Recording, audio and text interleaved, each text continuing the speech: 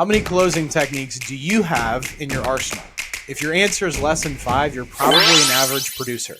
My nickname in high school used to be Kool-Aid Man.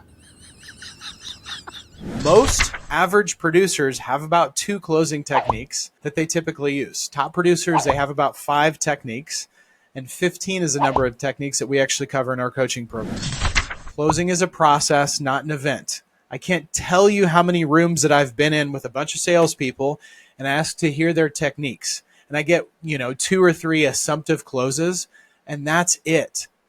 So why is it important to have multiple? Well, just like a professional golfer doesn't just use one club, professional salespeople don't just use one close. You need to have multiple closes memorized and ready to use for different situations and buyer behavior styles. Also, there's this fun thing called objections. So imagine this. You use your one close, probably something like, "So are you ready to move forward today?" And you get that objection. Well, hopefully you do your best to answer that objection. Well, where do you go next? "So are you ready to move forward today?" That honestly starts to come across as pushy because all you're doing is repeating yourself. They see what's happening. So here are 2 very simple techniques. Give them a go, see how they work. The first is an if-then close.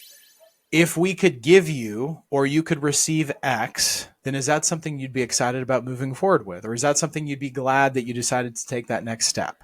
We're helping that potential customer see into the future and receive that product and how that's going to feel and how that's going to serve them.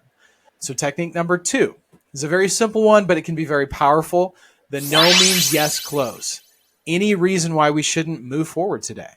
If they can't think of any reasons, great, then we can move forward. And if they can, great. Now we get to address and answer that objection. So if you got some insight that brought you a little closer to mastering your process, go ahead and hit that subscribe button for more sales, leadership, and business techniques. And if you didn't and you thought this technique sucked, hit that subscribe button and we can openly fight about it below.